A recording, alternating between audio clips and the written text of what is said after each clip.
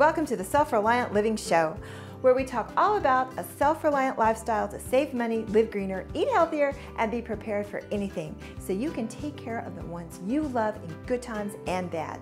I'm your host, Jennifer Osich, a homeschooling mom of 3 boys. I'm the author of the Preparedness Planner series, and my husband and I are the lead teachers of Self-Reliant School, a website dedicated to giving you the skills and confidence to take care of yourself and your community. Be sure to stop by and pick up your free videos from inside Self-Reliant School that will get you started growing, cooking, and preserving your own food today. You can pick these up at selfreliantschool.com/free. Now, on with the show. So, welcome again, and we are going to talk about how to make homemade natural soda. And I have a special guest today. My husband is going to come over here and join us because he is the one who makes the soda in our house. So this is my husband, Bill. Hi. And he is going to take it from here. He is going to tell you all about how to make soda, and we're going to actually make some here. He's got his notes right here. I'm over here monitoring comments, and I'll probably be asking questions too because he's the one that makes the soda. So I'm going to let you just take it away. Okay, now we've got nobody at the controls over there, so fingers crossed.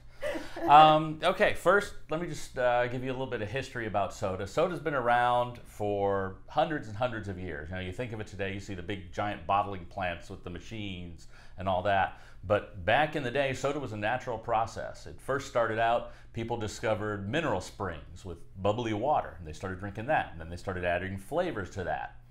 Then sometime around, I think it was around the 1760s, a chemist discovered that yeast would ferment in liquid and give off CO2. And if you fermented it inside of a closed container like this, then the CO2 would be trapped and it would make it bubbly.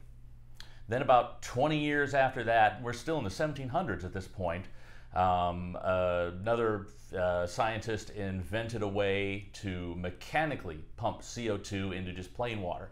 So they weren't relying on getting mineral water out of the ground. They could just use any kind of plain old spring water to make soda.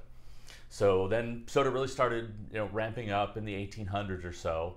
Move into the late 1800s, early 1900s, and at that point, every kind of medicine, the stuff that we think of today, the stuff that's controlled substances, back then it was over the counter.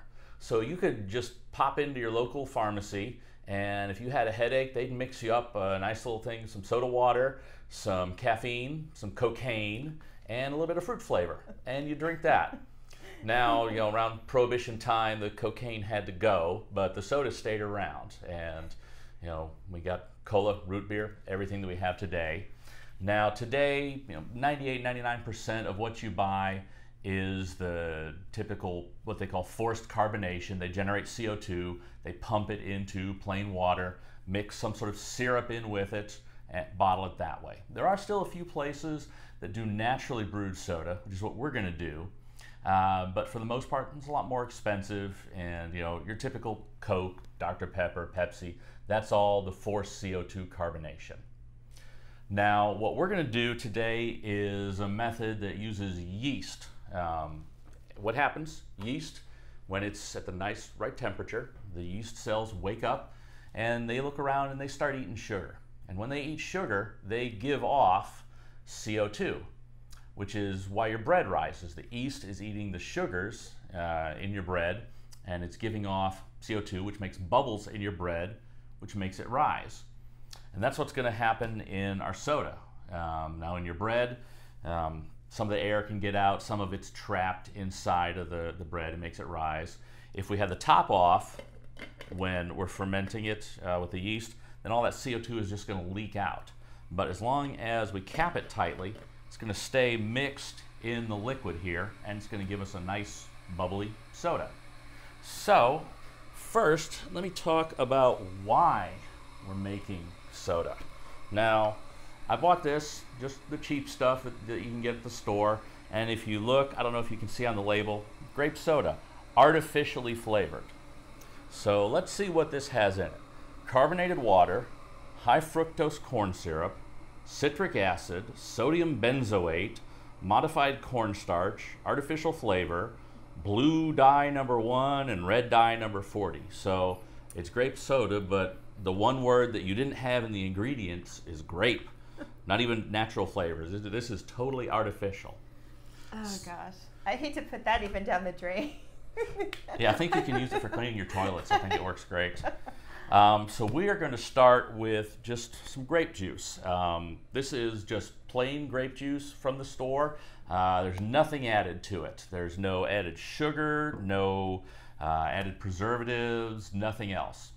So when you're looking for juice, now let me back up. We're doing grape juice. You can do just about any kind of juice. If you want to make a pomegranate soda, a cherry soda, anything like that, it'll work. When you're looking for juice, you want to buy the best quality juice you can. So look for preferably something that's just juice. This was even just pressed grape juice, not from concentrate. From concentrate's okay if you have to get that. But whatever you do, make sure you don't get any preservatives. Make sure it doesn't have anything like sodium benzoate or potassium sorbate, nothing like that, because the preservatives, when you put your yeast in, it's just going to kill the yeast. That's their job, is to extend the shelf life. So if you are going to buy it, then you would look for those things. But what if you were going to juice your own fruit? So is there anything special that you would do for that? Well, it depends on what you're doing again. If you're doing grapes, just look for good quality organic grapes. Use a veggie wash to wash the skins. And then you can either mash them up in a food processor or a blender, grind them really good, and then like press them through a really fine mesh screen to get out the skins. Just leave you with grape juice. Or you could use a steam juicer. It's sort of like a distiller almost. It runs hot steam through the grapes and extracts the juice from them. And we have a post on that on the website. We can leave a link to that. We'll put it in the show notes. Yeah. So again, grape juice. Now sometimes you'll find the grape juice has a little bit of citric acid added. It's just lemon juice. That's fine. That's a natural preservative, and it also adds a little bit of sweetness. The acid will give you a little bit more shelf life. That's fine. It won't kill your yeast. Just stay away from any kind of bizarre chemical, like I say, sodium benzoate, potassium sorbate, things like that. So we're just going to be using a little bit of grape juice, a little bit of lemon juice. The lemon juice in this, again, it's citric acid. It's going to help your shelf life, and it also gives your soda a little bit of a bite. If you've ever drank any kind of soda, you've got the flavor, but if you've ever had flat soda versus bubbly soda, there's a little bit more of a bite to the bubbly soda than there is the flat soda. And it's not just because of the bubbles themselves. The bubbles themselves, the CO2, is actually forming something called carbonic acid. It's an acid and you're feeling it on your tongue. And we're going to sort of simulate that with the lemon juice. And we're going to use a little bit of just some natural sugar. Now, the sugar, you can use varying amounts depending on how sweet you like your soda. If your juice has sugar added, you'll start with less sugar. If you're starting with just plain old fruit that's not terribly sweet, you might want to start with a little bit more sugar. And I'll give you a range to start with. It's really to taste. You just kind of have to experiment. Make a few batches, add a little more to each one until you get right to the point that you like it. And then finally, we're going to need some yeast. Now I'm using brewer's yeast. There's all sorts of different kinds. There's wine yeast, champagne yeast, beer, and ale. The best thing to do is to get a package of brewer's yeast. Again, you can get this off of Amazon or a local store. We'll put a link to it in the show notes. If you get brewer's yeast, try to stay with a wine or a champagne yeast. If you go with a beer or an ale, they actually produce a much more vigorous fermentation. They produce a lot more CO2, and you could wind up with your bottles exploding. And that would be bad. That'd be bad. Now, if you can't find this, or you just want to make something really quick, you can use bread yeast. It may taste a little bit off depending on the strength of your juice and how strong your soda is. It may taste a little bready, a little yeasty. but it's just something you can experiment with. It's certainly, it won't hurt anything, and if it's all you've got, and you just want to make up a quick batch, it'll work just fine. And then can you speak a little bit about the sugar? Because I know that we're definitely trying to get away from all the toxins in the bottle you just showed. Where was that? All of the high fructose corn syrup. syrup. The gross stuff in here. That this is grape soda. It doesn't have grape in it. So, and I know people are trying to get away from that, which yes, you definitely need to get away from that. But could you speak to the sugar content? Because I know a lot of people drink soda like for every meal and that sort of thing. So it's probably not something that you'd want to drink like water, but maybe a treat every now and again. But could you speak to how sweet it's going to be and how you can maybe use something like Splenda? How does that work? Well, with the natural fermentation that we're doing with the yeast, there's no way to make sugar-free because the yeast have to have something to eat, and they will only eat fermentable sugar. If you try to put Splenda in there, the yeast are just going to sit there. It's never going to bubble. Now, there are ways of making a soda syrup, and you can do that with, you won't be using any yeast, and you don't need to use any sugar with that. You can use all Splenda, but it's a little bit more complicated. It requires cooking. The one good method about this is, you can have the kids do it. Our boys, if they want soda, we just let them loose. They know the recipe. There's 3 ingredients and just a couple of steps. They can make themselves a bottle, really quick. Yeah. But if you do want a lower sugar recipe, there's no exact recipe, again, because I don't know, exactly what the sugar content of your juice or your fruit is. But what I would suggest doing is starting off with just a little bit of sugar.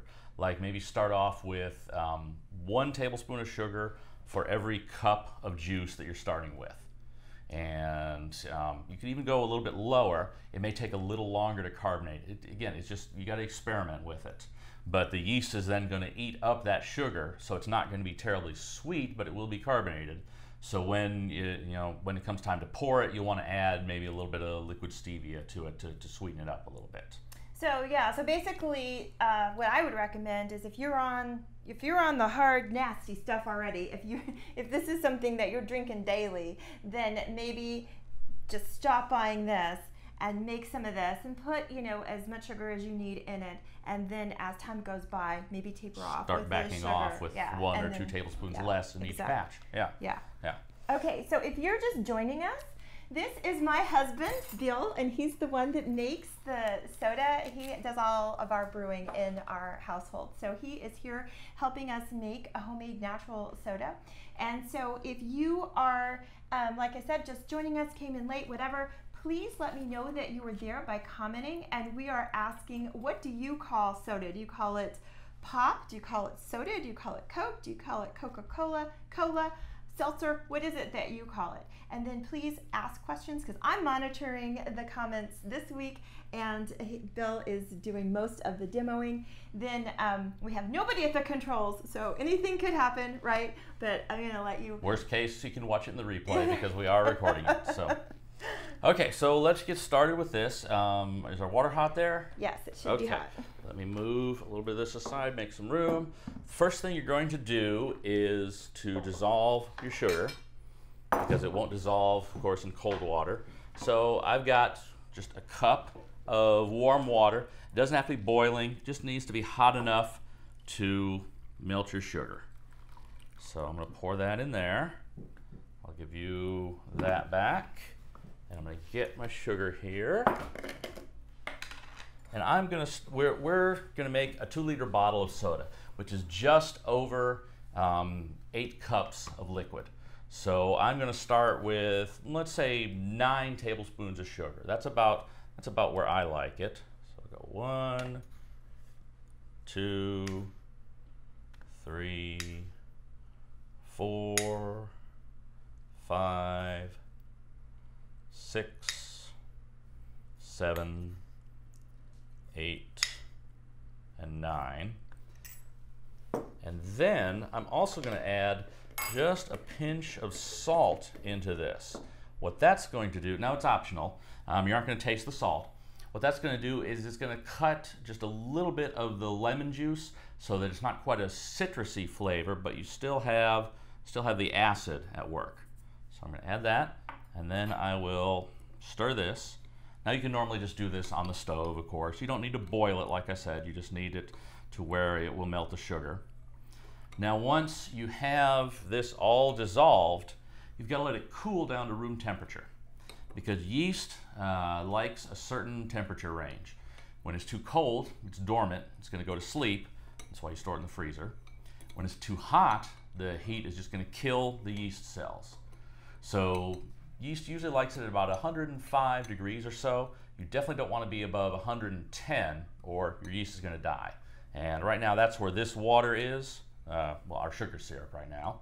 So normally we would let this cool down, to room temperature. It'd probably take, depending on how hot it was, maybe 20-30 minutes. We don't want to make you wait through that, so I'm going to set this. Where should I set this? Just give it to me. Victoria's asking, what about making mead with honey but not fermenting it to alcohol mead? Is that something that you could do for a special soda sort of brew, or? Well, you could do the same thing. You could, depending on, you could do one of two things. You could either use honey instead of sugar to sweeten some type of juice, or yes, you could make sort of a bubbly mead, and it would taste like a watered down non-alcoholic mead, or I'm sorry, a watered down honey, a non-alcoholic mead. But it's really the same process, and that brings up a good question. When you are using the yeast, you're fermenting. And so the process to make soda is very similar to the process to make cider and wine. The difference is when you're making something alcoholic, you're using a lot more sugar. In some cases, you may use 4, 5, 6 cups per gallon of liquid. Here we're just using a little just to give the yeast something to wake up, something to eat, and produce some CO2. In regular winemaking, cider and mead, it's going to consume all of that sugar and turn it into both CO2 and alcohol. Now, we'll do a disclaimer here. It is possible you may generate just a little bit, some trace amounts of alcohol when you're making homemade soda, but it's going to be less, way less than anything, what am I trying to say? Maybe less than kombucha? Yeah, less than kombucha. Yeah. So, nothing that you'd have to have a license to brew, nothing that'd be dangerous, certainly less than probably about 0.25% alcohol. So, it's something, if you want to avoid any alcohol at all, this may not be for you, but it's still, it's such a low amount, it's still relatively safe. You can't even taste it. Yeah. It's not even measurable in my opinion, but. Okay, so I made the sugar syrup. I made a little bit more earlier, so we're just going to use this. It's cooled down to room temperature. So the first thing I'm going to do is I have just a recycled soda bottle. Now you could mix this in a mixing bowl. I'm just going to use this guy right here, and this is what we're going to let it carbonate in. So is there a rag down there just in case? Yes, there is. Okay. Let me get I'm going to start with 6 cups of my grape juice here. Let me have one just to put around the lip here. And would you hold the bottle while I pour? Yes. Here goes nothing. Now, is there a special reason that we're using a recycled plastic bottle? Are we just using it to recycle it, or? Actually, I will talk about that in just a moment. But there is a good reason why you should use a recycled bottle at least your first couple of times. Okay, so Tracy is actually tuning in from Ireland, and she calls this drink that we are making here mineral. So that's a new one. I had not heard that. I haven't heard that, no. Hi, Tracy. Okay, I'm going to leave just a little bit of room here. And then I'm going to go ahead and add my... Am I still holding? No, I've got it now. I'm going to go ahead and add my lemon juice in there. And then my sugar water syrup.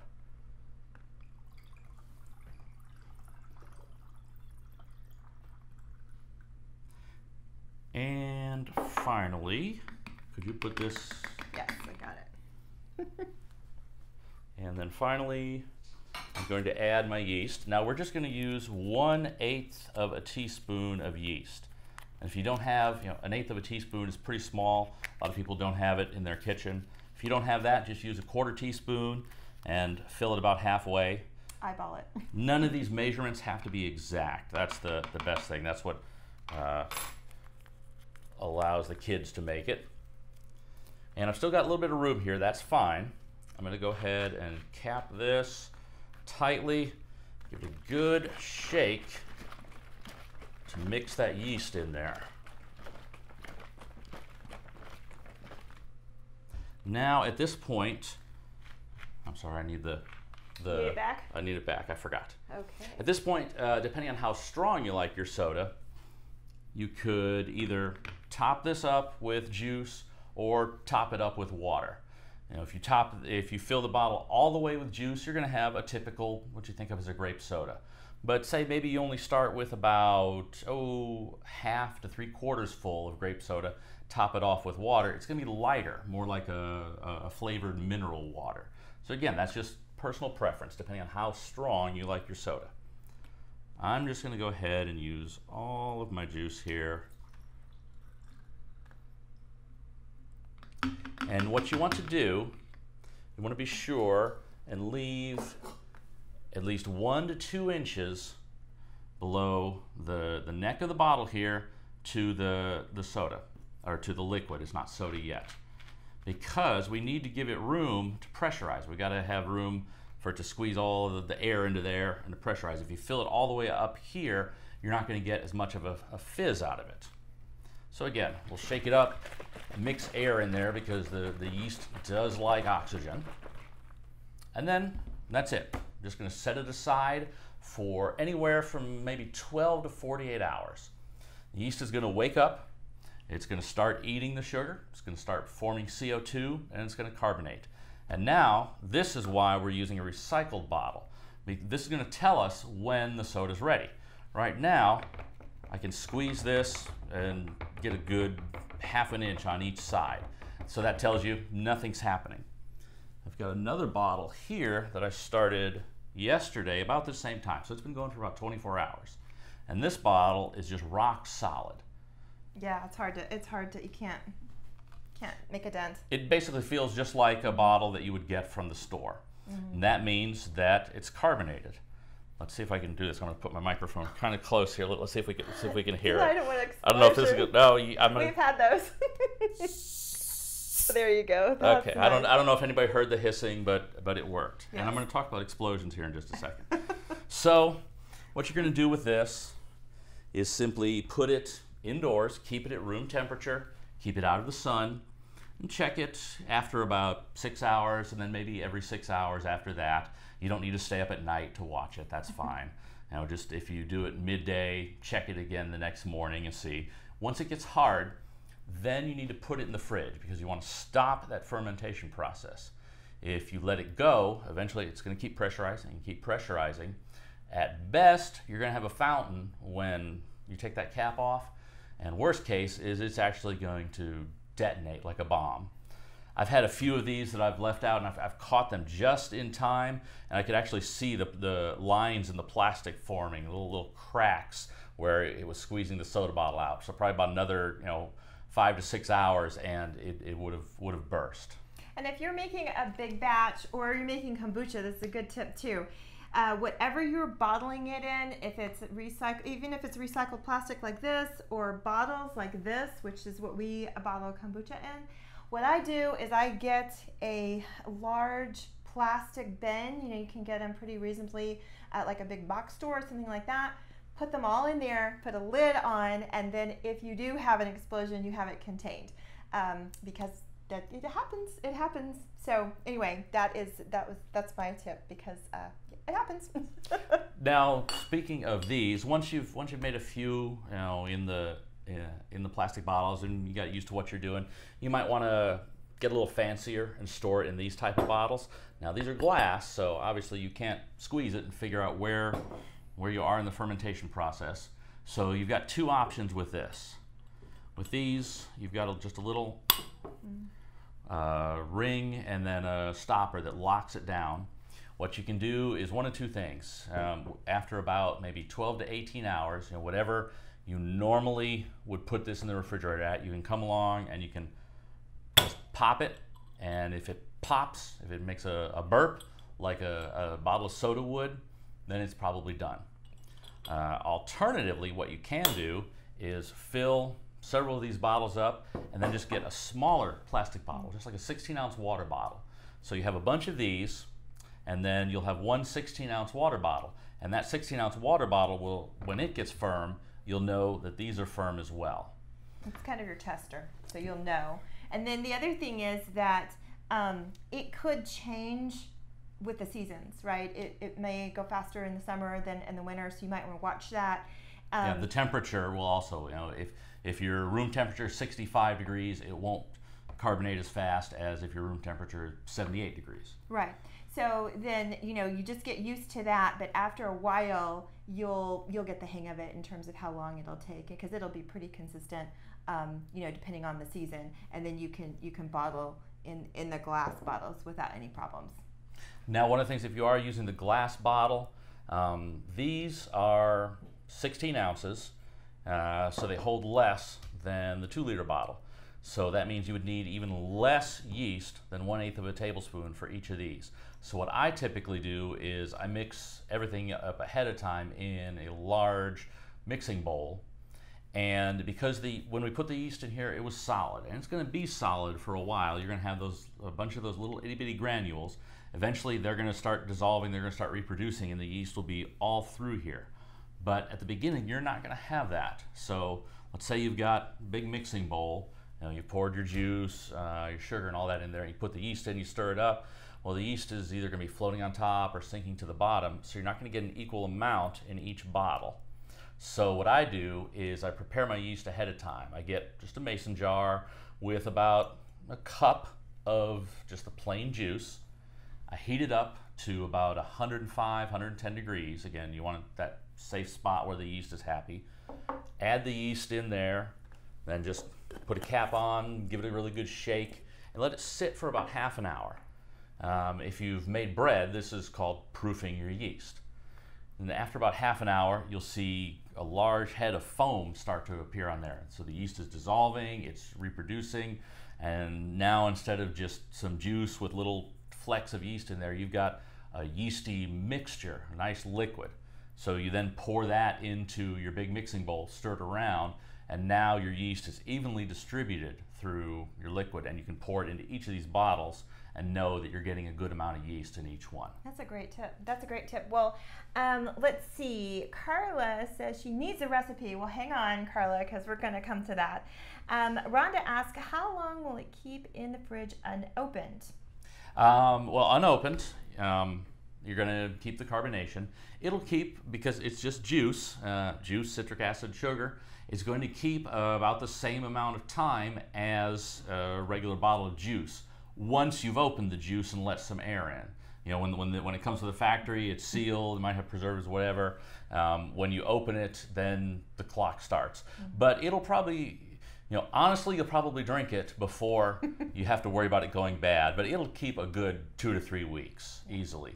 And we're not going to talk about it on the show today, but we do have some more information which you'll talk about. If you make a soda like a root beer or a cola that's using herbs and roots rather than fruit, that'll keep even longer in your refrigerator. Yeah. Okay, so let me see. Should you expect any sediment? Is there going to be settling on the bottom or anything like that? There might be just a tiny, tiny little bit. It certainly won't be the same as if you're making wine. It'll be, at worst, about the same amount as a bottle of kombucha. So before you open it, just kind of one twist like that. Yeah, but not shaking. Not shaking, just like you would do a bottle of kombucha. Yeah. And let me talk about that too before we forget it, because this is a home process and results are always going to be a little bit different. Always open these over the sink, because you don't know what's going to happen. Now, with a bottle like this with a twist off, it's really easy to you can twist it a little bit, and when you hear it start hissing, stop. And then when the hissing goes down, then you can take it all the way off. Now I've had some that have had a runaway fermentation on me, and I've let it go, and it's hissed for a good 5 minutes. Yeah. So if I had taken this off, it would have gone all over, and you lose a good half a bottle of your soda. Now with these, there's not much you can do, because these are either on or off. Once you pop this, it's off. So if it's too pressurized in there, it's going to come out. Yeah. And we have a post on the site when I was making orange soda, and I had to open these outside because I had a fountain about this high off of each one. Yeah. Which makes it even more fun for the kids. It was fun, but I lost, I lost half the. It was like the Diet Coke and Mentos experiment, but I lost half the bottle of soda each time I opened one of these, unfortunately. Yeah. So you want to use these after you've used this for a while, so you could really get the hang of it and know more about what to expect. So is this the only type of bottle that you would recommend, or what about the ones that you can cap? Would you? You can, yeah. If you want to go with plain old, anywhere from an 8 ounce to a 16 ounce to a 32 ounce, the type that you actually cap yourself, you can do that. Now, you can't just recycle like beer bottles or wine cooler, things like that. Let me take that back. You can recycle some of them, but if they have a twist off, you cannot recap a twist off. The only thing that you can recap is one where you actually have to pop it off with a bottle opener. So it's a great way to recycle, reuse. And you can get, you can buy 100 caps relatively cheaply. Now you do need a device to put them on. There's several different ones. We have them in our resources section, little handheld ones that lock it on, all the way up to a big workbench mounted heavy duty one. Yeah, if you're making lots of soda for everybody in the neighborhood, then you might want to invest in something like that. It's a good, if you get the little bottles and you want to give it as a gift, that's, because you can get 2 or 3 little bottles for each one of these big ones, so it'll go further, and then you can give everybody their own bottle of soda.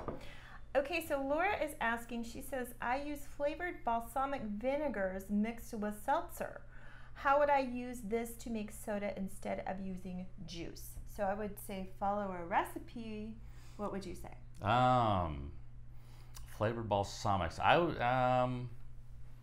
now that's it's not something we've ever drank, so I'm not I can't give a good recipe. But yeah, I was instead of the seltzer water, start with.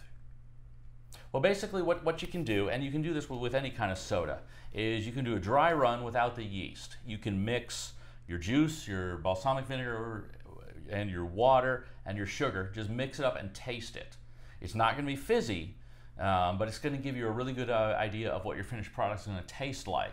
So start with that. Make something that you would like to drink without the seltzer water.